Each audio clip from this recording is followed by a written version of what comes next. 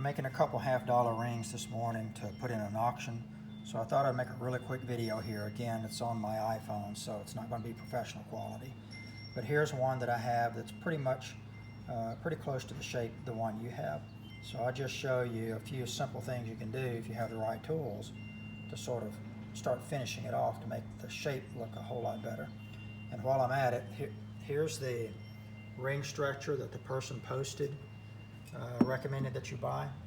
I used this one for about a year when I first started. After I bought that one you posted with the two different spindles on top, it broke the first day I had it. This one here I used for a year. It's a good ring stretcher, cheap, $100 or so, and it'll work. I eventually, once I decided I was going to continue doing this, I upgraded to a Durston.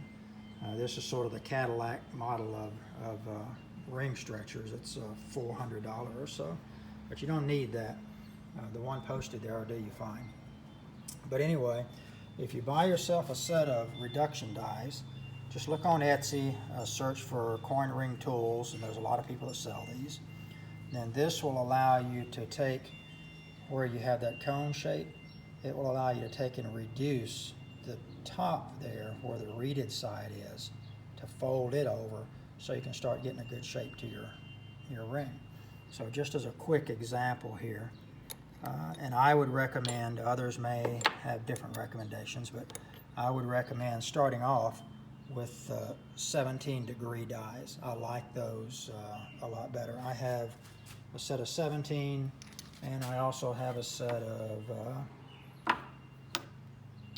25 degree dies. I seldom use the 25 anymore. 17 seems to work a lot better for me. But if you get that, then you can just set up something real quick here.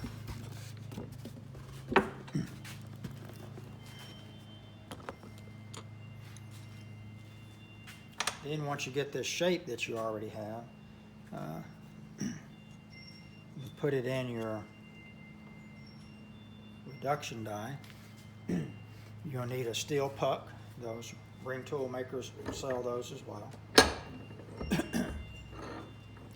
And then of course you'll need a press.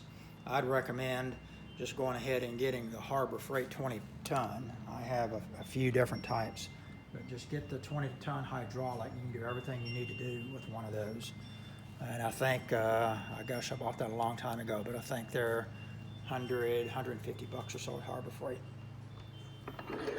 So then you're able to press down in that 17-degree reduction die and start getting the top of your ring folded over to sort of match the bottom and get that flat wall sort of or rounded look, whichever you want.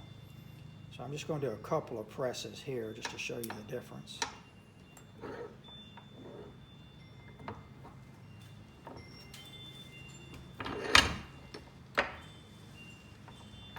And then I'll flip it over and do the bottom. And now just with that, you should see a major difference in sort of the look of the ring once you're able to fold that top over using it.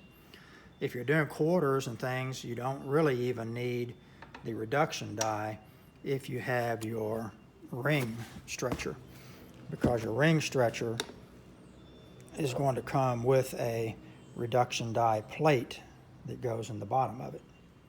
And so you can put that in, and if your ring is small enough, then it fits in the reduction die plate on your ring stretcher. So that's what I use even on $half.